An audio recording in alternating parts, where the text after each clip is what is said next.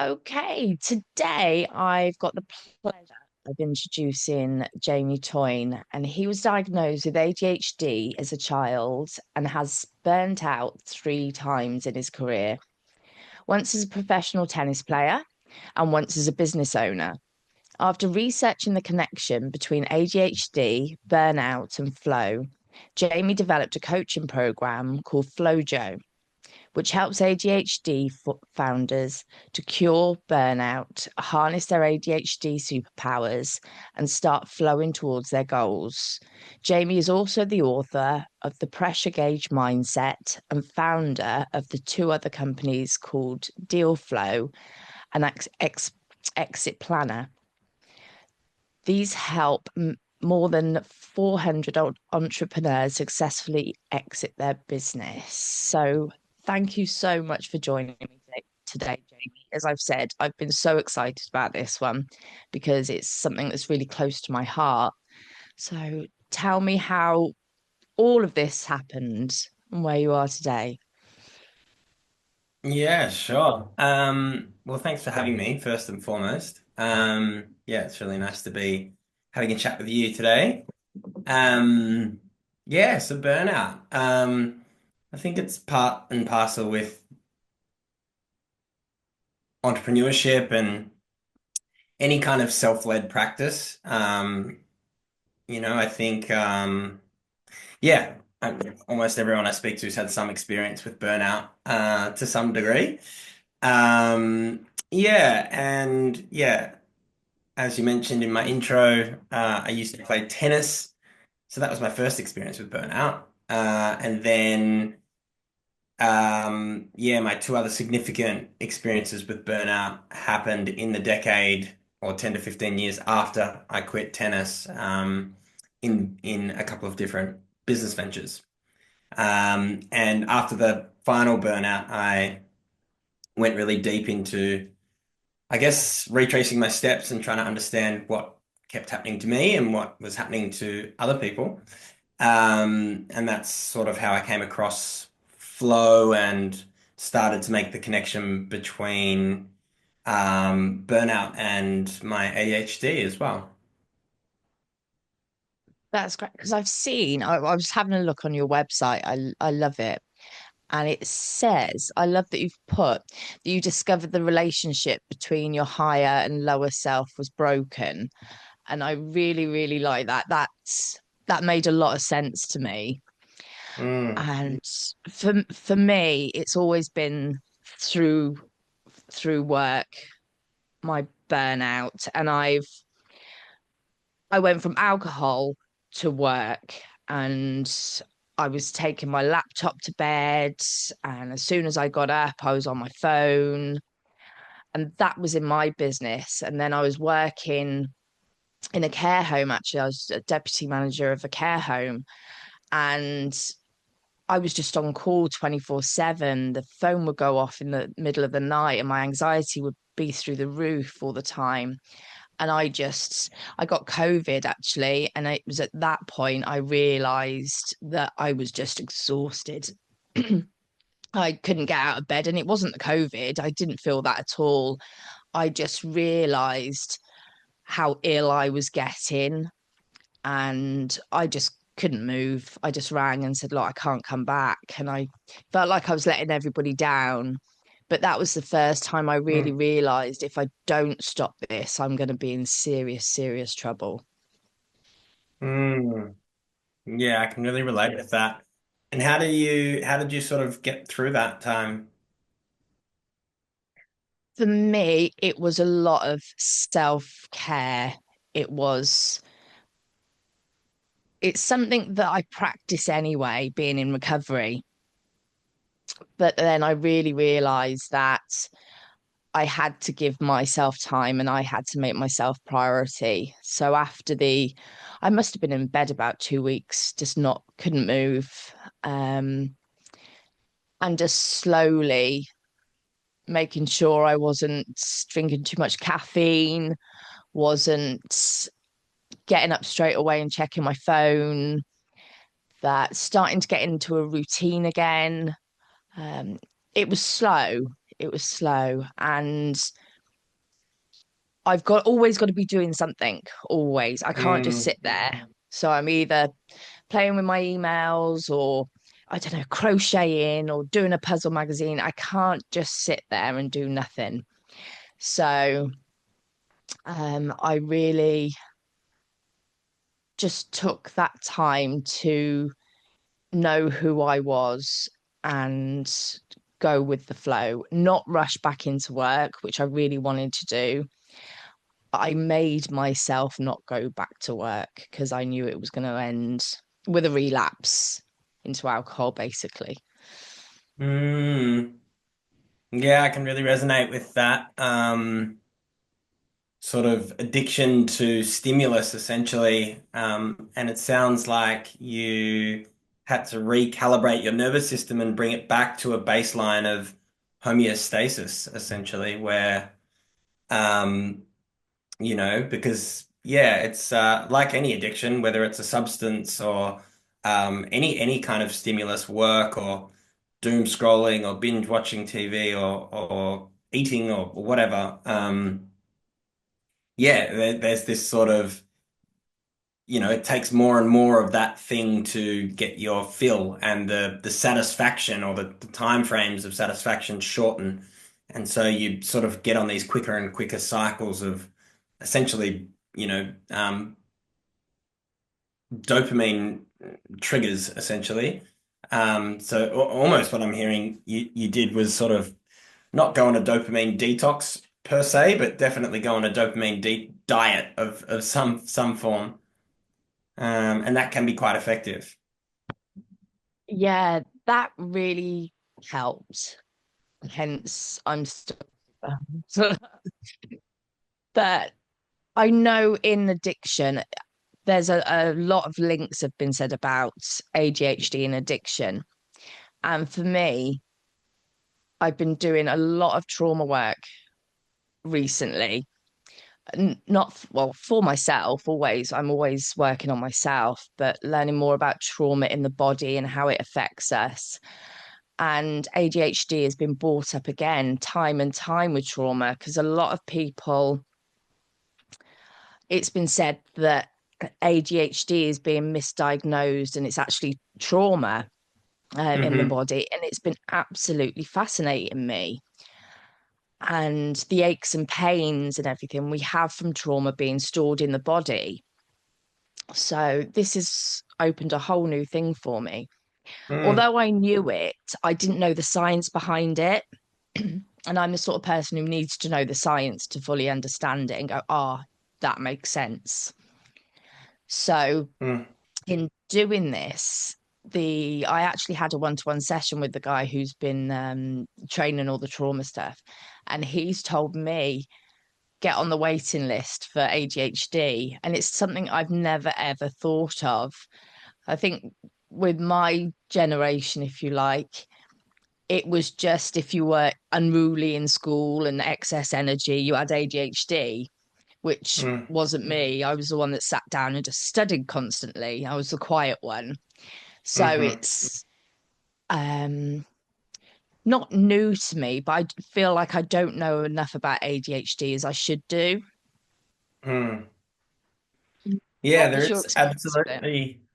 Well, yeah, you're right in saying that there is a link between, well, there's a large overlap of symptoms that people experience, between ADHD and, complex PTSD, essentially, post-traumatic stress disorder, and trauma. And so, yeah, you're absolutely right. And sorry, what was your question?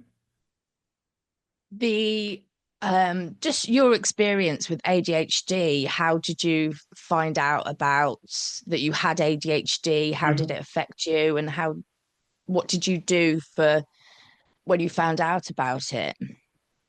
Yeah, so I was one of the rare cases in this day and age where, I was diagnosed with ADHD as a child. I'd say, the majority of people that I work with have been, diagnosed with adult ADHD much later in life. Um, and I think that's because I had all the obvious sort of stereotypical symptoms of ADHD. I had hyperactive ADHD. Um, I've been re-diagnosed as an adult to have hyperactive inattentive ADHD. So there's two main types. There's the hyperactive, there's the inattentive, and then the third type is the lucky combo of the both. Um, so I was diagnosed in school because I was extremely disruptive and, couldn't focus and was always getting into trouble. And, every school report card said, you know, talented and intelligent if he applied himself. And so, yeah, on the school's recommendation, my mum took me to a pediatrician. I was diagnosed with ADHD or ADD, I think it was called then. Um, the medication back then was pretty heavy and not something my mum felt comfortable medicating me on. It was, a meth-based substance and amphetamine-based substance, I should say. And so I continued to struggle through school. But luckily for me, I could hyper focus on the things that I really enjoyed. And one of those things was sport in general, but tennis became the main focus by the time I was sort of 13 or 14.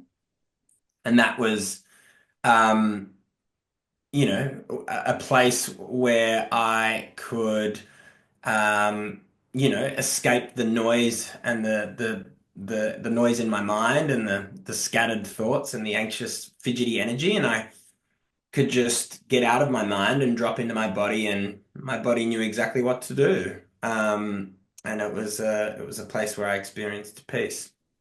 And so I played a lot of tennis. And yeah, it was a great escape for me.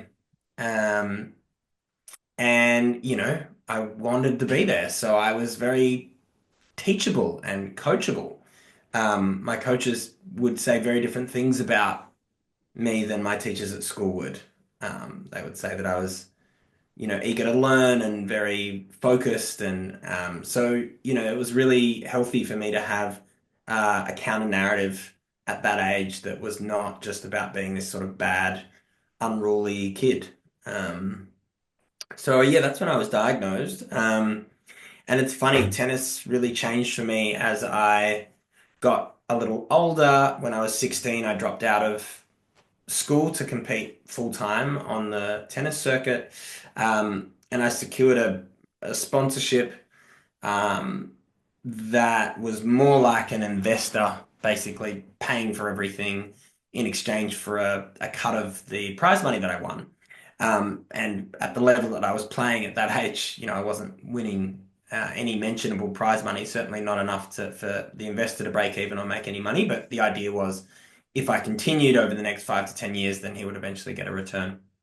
And that put tremendous pressure on me. I also had the, responsibility of, managing my diet and my health and studying for exams and submitting assignments whilst in my hotel room between tennis tournaments and training.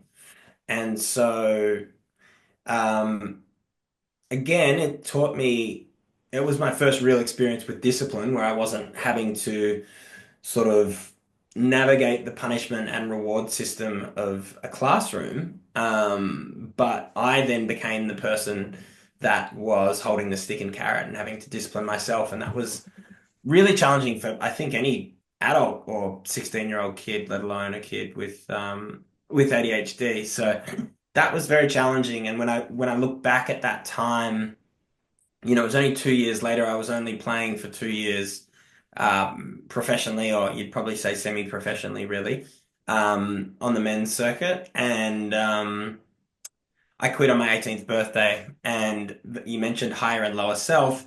The way I look at that is, the higher self, is the sort of the prefrontal cortex, the person that's sort of the part of me that's setting the vision and the strategy and setting the goals and has all this ambition.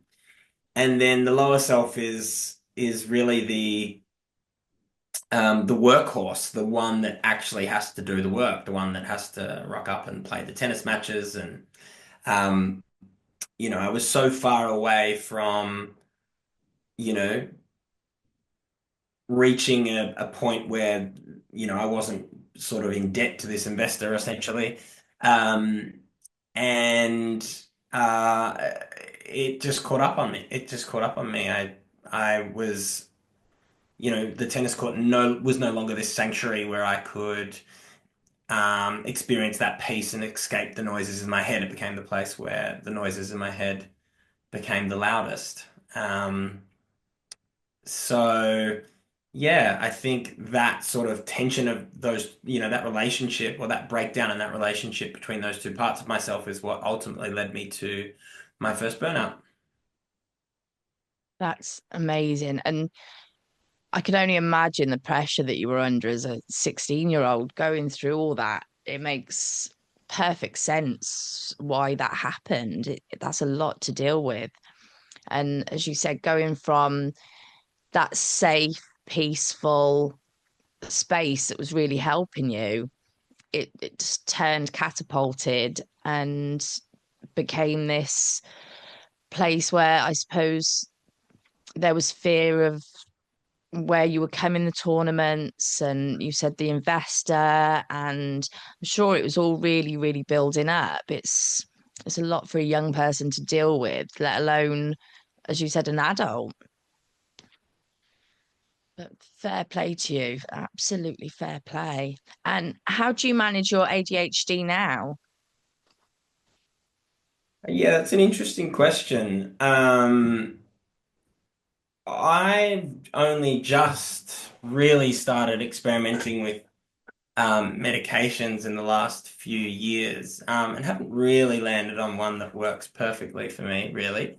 Um, but I've learnt so many techniques and strategies through the years of just living with ADHD, knowing that I have ADHD, um, that, it's just sort of the way that I govern myself and my life. And I think the biggest, one of the things that underpins that is making sure that all my parts are working together as a team and I'm not, rebelling against myself or setting myself up for failure. So, the higher self can, a very micro example might be that tomorrow my higher self sets this really ambitious to-do list, that maybe it's 20 hours of work and I have 6 hours or 6 to 8 hours to complete it in.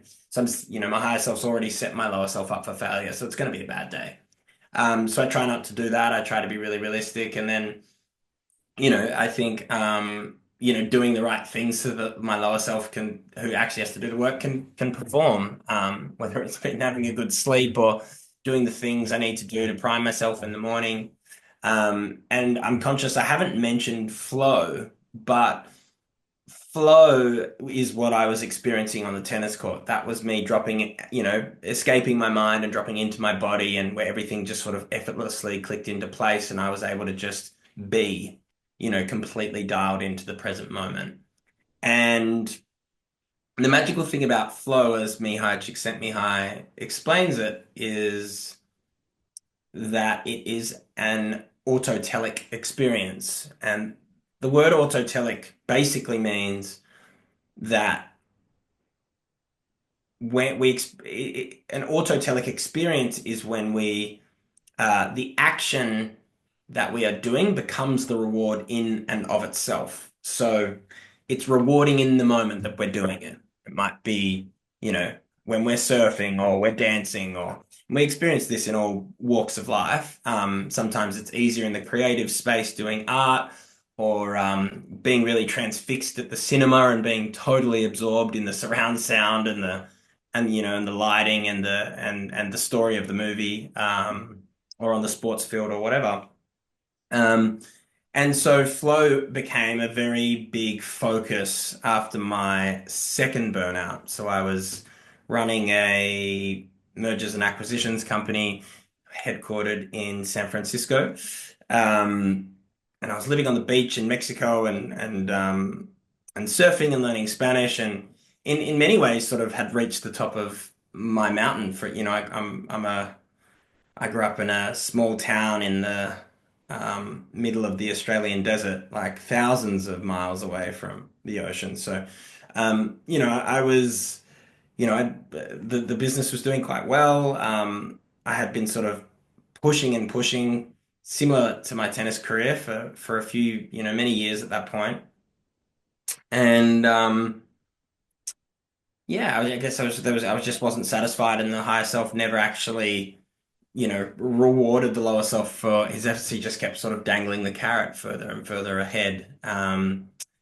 And for one reason or another, I burnt out again, and I stepped down as CEO of my company. Eventually, sold that business, but first I took 6 months and went offline, and it was in that time that I started getting interested in flow.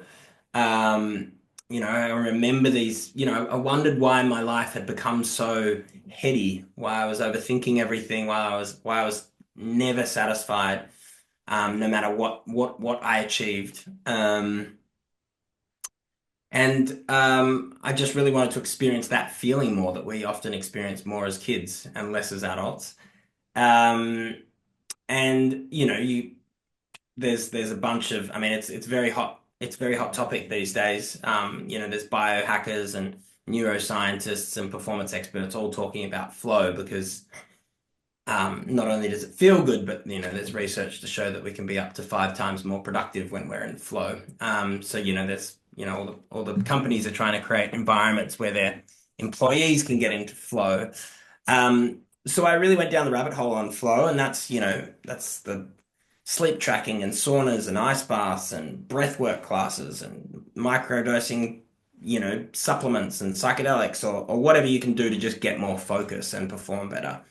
Um, so I went down that rabbit hole for a few years and started, having some more, starting new ventures. And I published my first book, and, was about to launch my next company,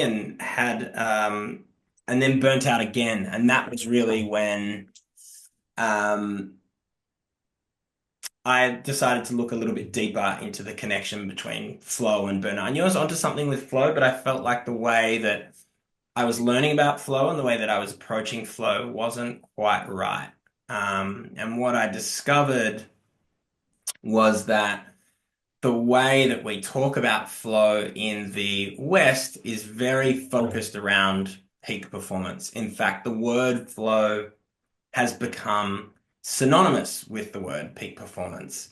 But if you look back through history, the concept of flow has been around since forever. The ancient Greeks called it enthusiasmos. You have the Taoist monks calling it Wu Wei, and the Zen Buddhists calling it Zazen, and contemporary psychologists calling it various forms as well. So um, and in the East, I would say that the concept of flow is much more holistic. And we do this all the time in the West, right? We take concepts from the East and we just nitpick the things that we can measure and quantify through math and science, Yeah.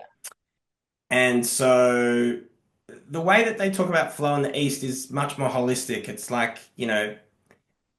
it's not so much about adding these solutions in that sort of momentarily hack your biology to focus, but rather a way of being and really getting back to like, flow is our true nature, essentially. Like, before all the complexity of modern civilization and technology and everything, flow is just we float all the time.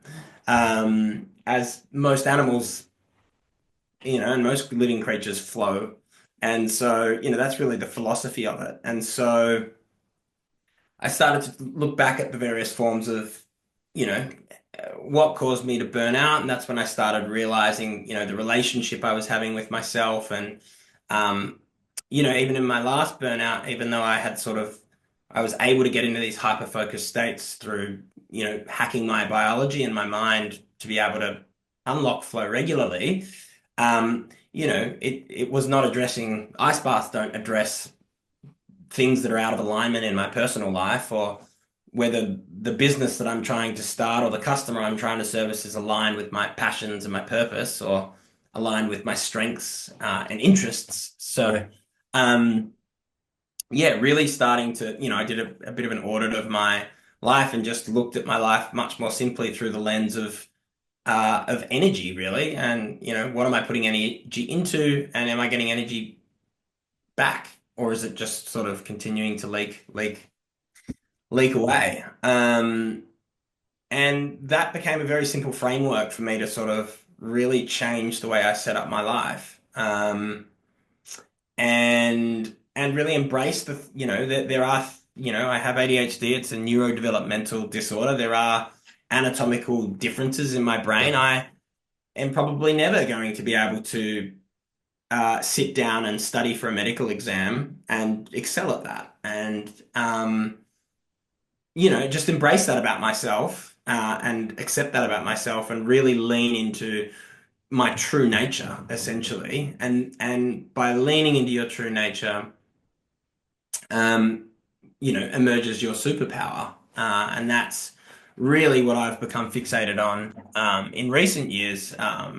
Teaching and working with my clients is to help them, you know, uncover their true nature and really leverage that as their superpower.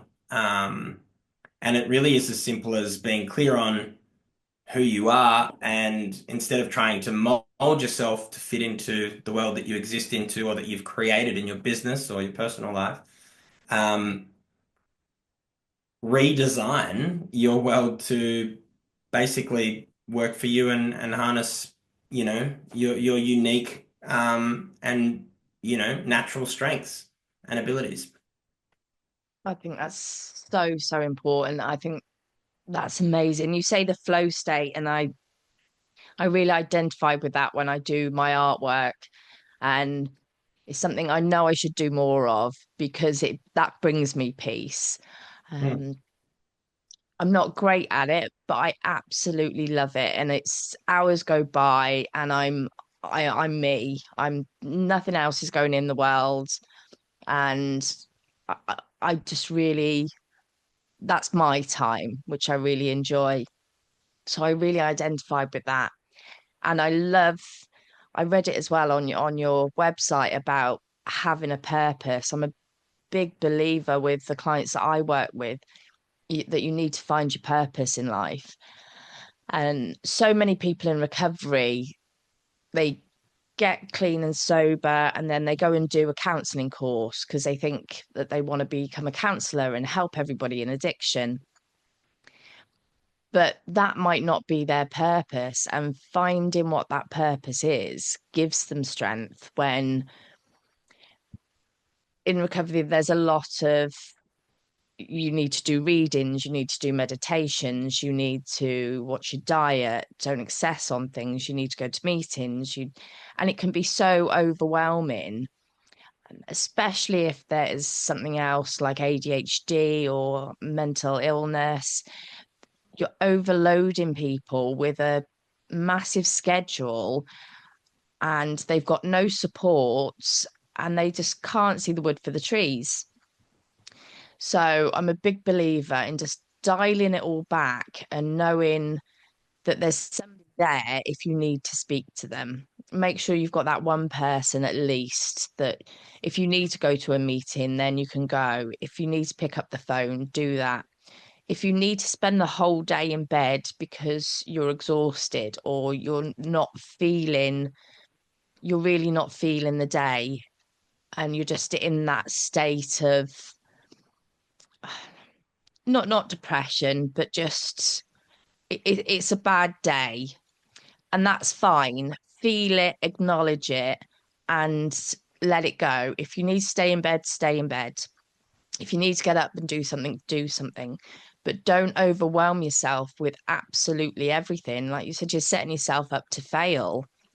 You need to listen to your body and Mm, go with the flow. Um, mm, and not feel bad about it either.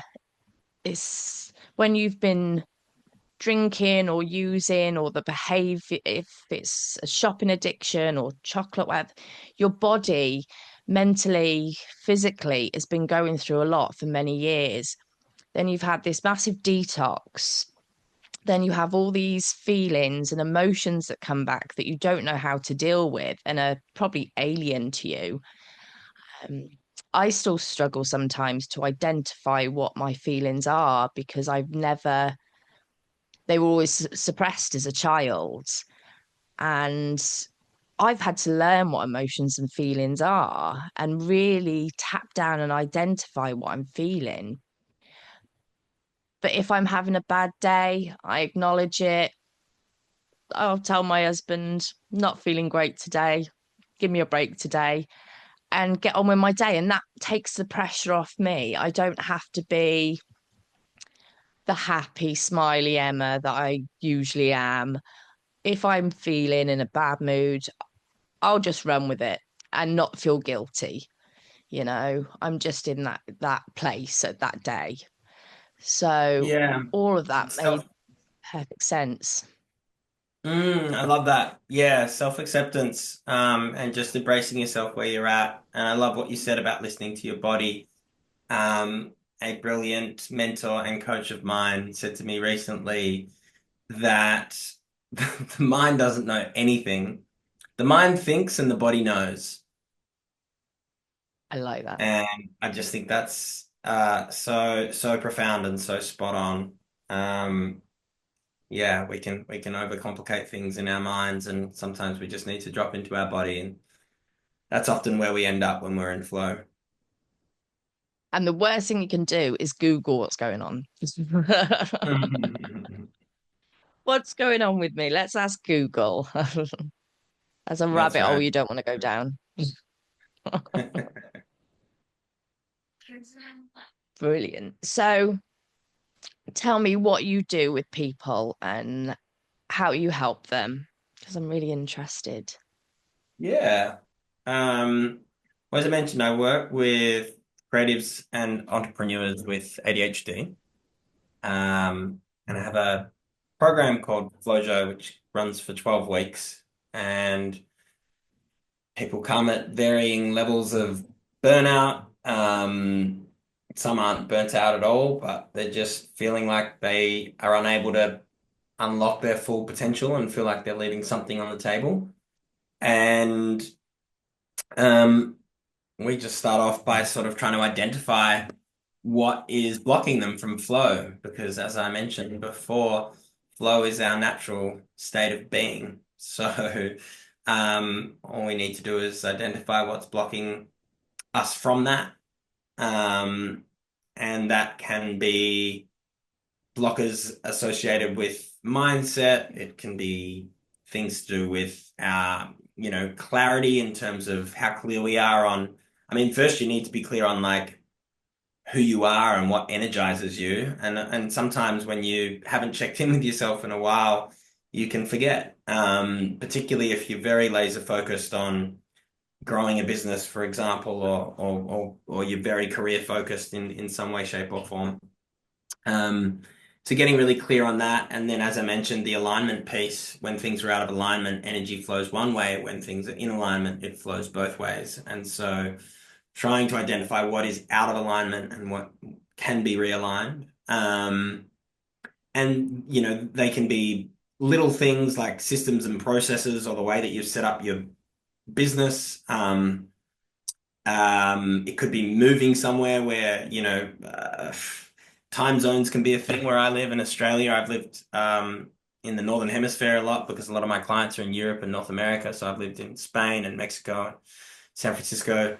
I'm now back in Australia, which is really interesting, but it's nice to be close to friends and family, but really figuring out how to, um, you know, live the lifestyle I want and have the personal life that I want, whilst also being able to get great results for my clients that live in different parts of the world in very different time zones.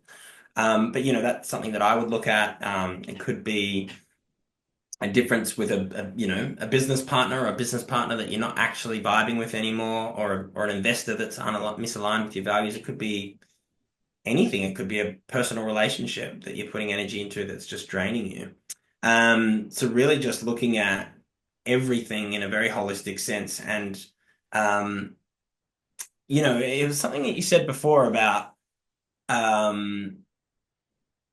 this is going off on a bit of a tangent now, but you mentioned how you love to make art. and how that feels really flowy, and you experience time dilation where, you know, hours pass by like minutes. Um, and I was just thinking when you were t saying that, but I was thinking about how often we tell ourselves that we're too busy to do that. Or it's like, oh no, but I can do art on a Sunday for 1 or 2 hours in between doing the grocery shopping and all the other chores. And I certainly can't do it during the work week because I need, any hour that I'm awake, I need to be working because there's an infinite amount of work that I can be doing on my business. But when you really bury into the the research around and the neuroscience of flow and peak performance, um, more hours of work does not necessarily equal more productivity or more output. And in fact, there's a really steep drop off after about 50 hours. And a lot of my clients come to me working 60 and 70 hours a week.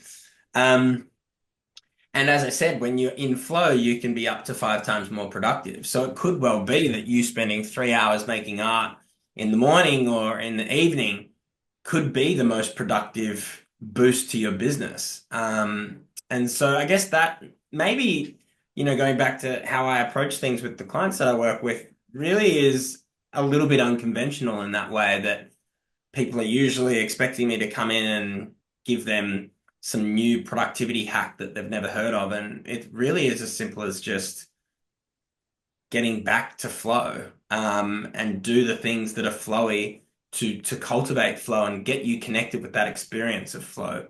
And as I said before, remove the blockers or anything that's blocking you from flow. And that's also like a mentality or an approach to that you can structure and live your life by, I suppose. And that's really the skill that I'm trying to build within the people that I work with, is that they're constantly removing the boulders from their river so the water can flow along its natural course.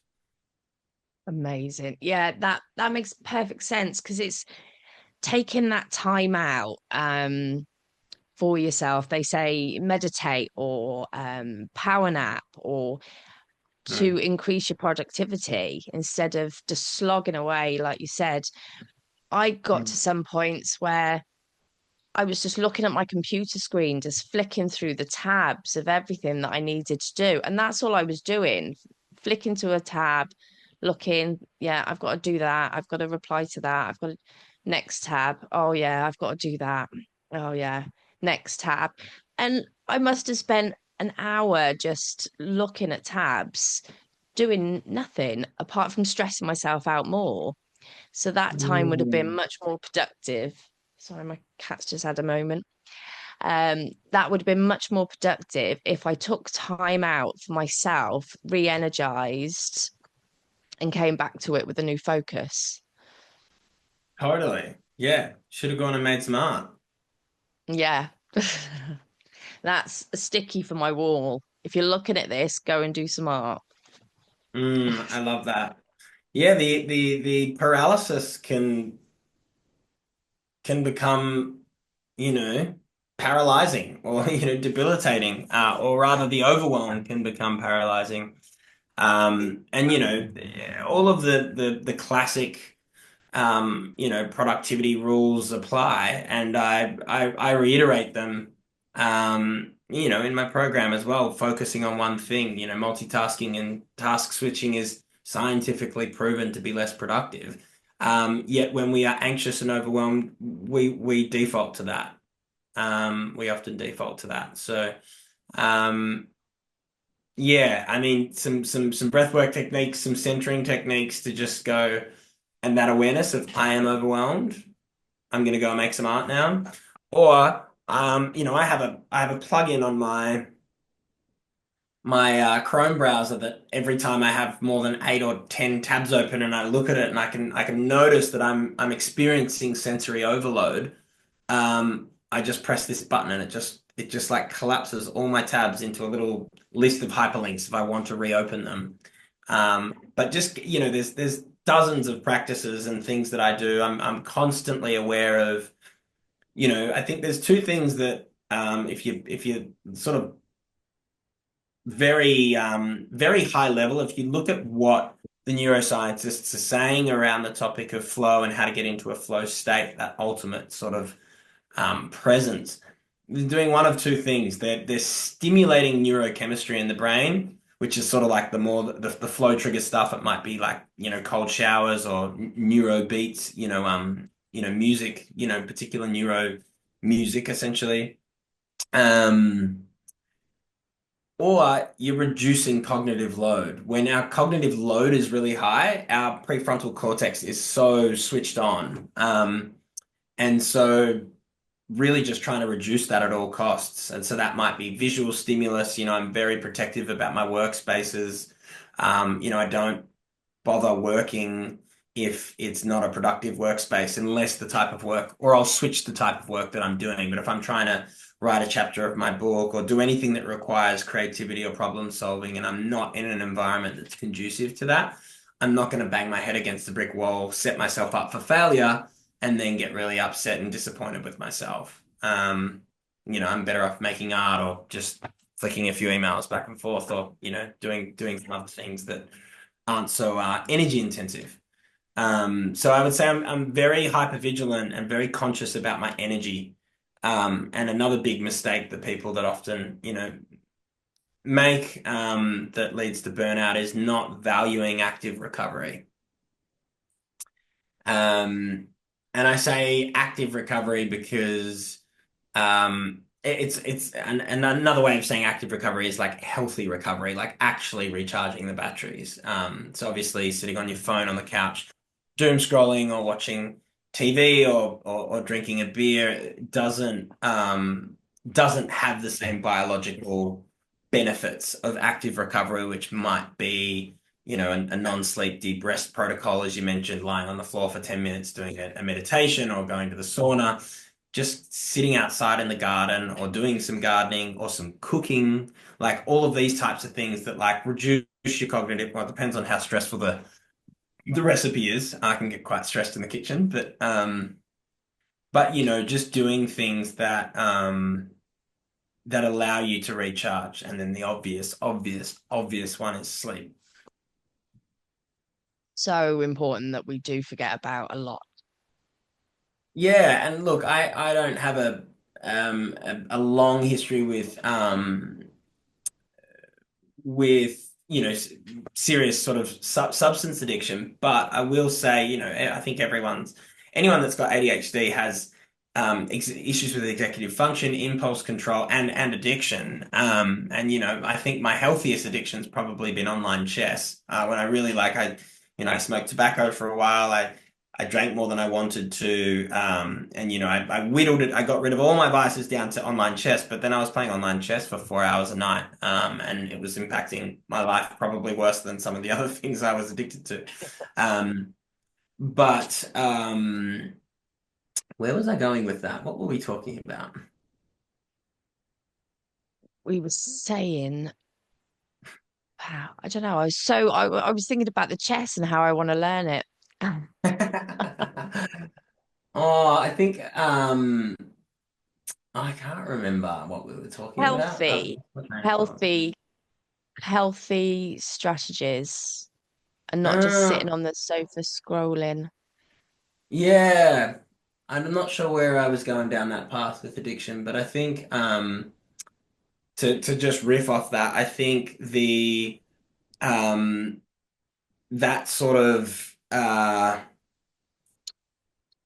the way to I think about like I spoke about this a bit at the beginning, but like I see it all as dopamine essentially, and people with ADHD usually have a dysregulated release of dopamine. Some people have actually a lower reservoir of dopamine, and so I think of it as good dope and bad dope.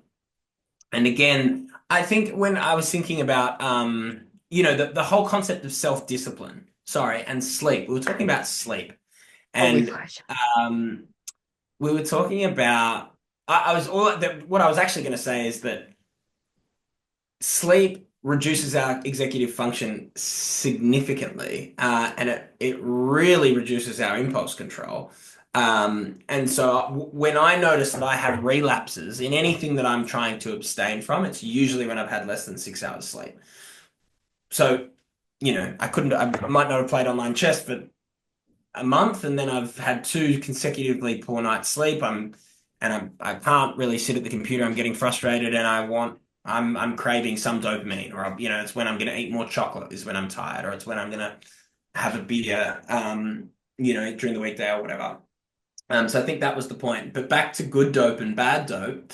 Um, yeah, that's really how I see it. But instead of trying to discipline myself into this sort of robot where I'm not allowed to, enjoy some of my vices. It's more what I try to do is what's the good dope? Like what's the things that's producing significant amount of good dopamine in my body that can replace that. And so I have a list of the bad dope, the things that I sort of want to abstain from doing because I feel like they don't serve me for one reason or another. And then I have a longer list of all the good dopamine. I've actually got my little on my whiteboard right here. So I live close to the ocean right now. So surfing, I've got tennis, I've got soccer, I've got cold showers, I have these self-massage balls. I like to get on the yoga mat and just like give myself a massage. And these are all wonderful acts of self-love. Go to a live music event. Make a new playlist on my Spotify or when I was struggling with anxiety earlier in the year, my psychologist recommended that I get up and put on like fun music and dance for the first 15 minutes of the day.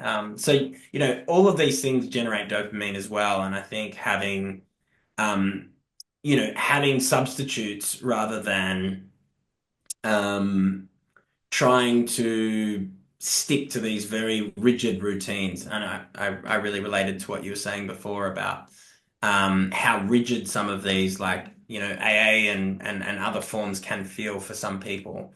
And it can feel a bit not flowy, essentially. Yeah, I think with everything, with counseling, with AA, everything has its purpose and it can be really, really helpful.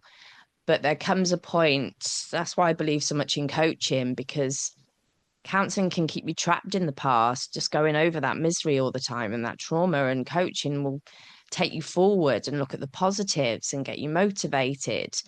And the same with AA, it's great in the beginning. You realize you're not alone. You connect with people who can be vital if you need them at that crisis point.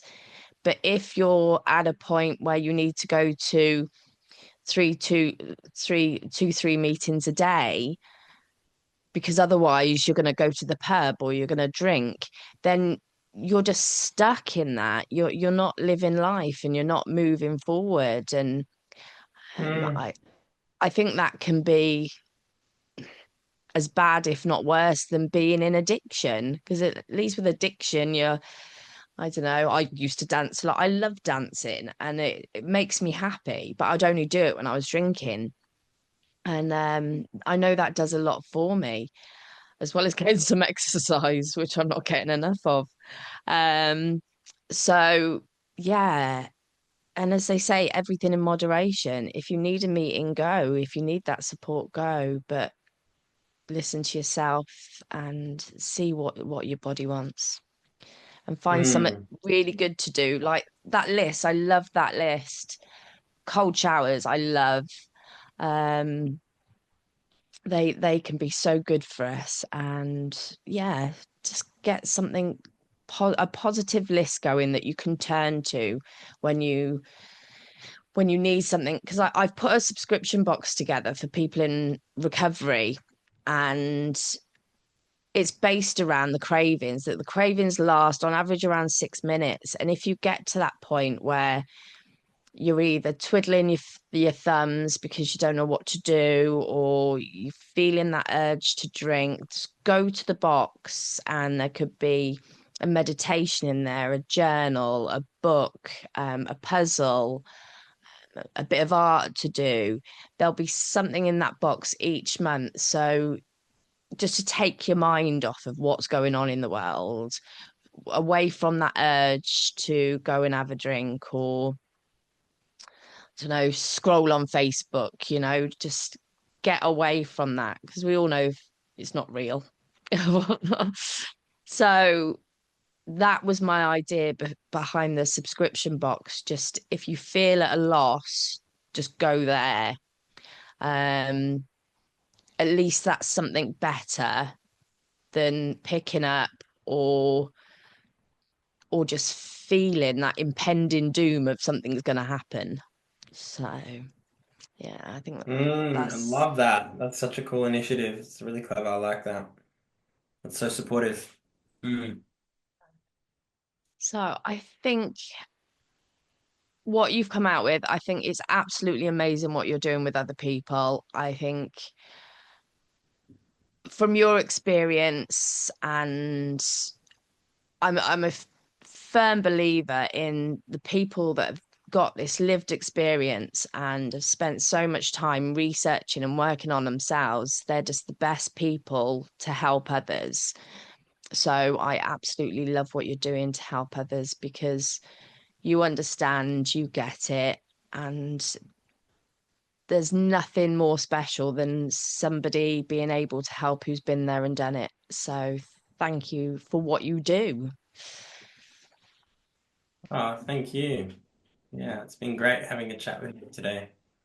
Yeah. Where can people find you? They can find me on my website, which is Jamie Toyne. I'm not sure if you'll add a link, but it's spelt JamieToyne .com. Fab. Yeah, I'll put all your links in, and yeah, you'll have to send me the link to your book and everything like that as well. And I will get that all posted for you. Because I'm with all the podcasts that I'm doing now, I seem to be buying a lot of books. I'm really enjoying reading everybody's books. It's so interesting, and it helps me. That's I know it cool. helps the audience. So anyone that it can help, I really appreciate.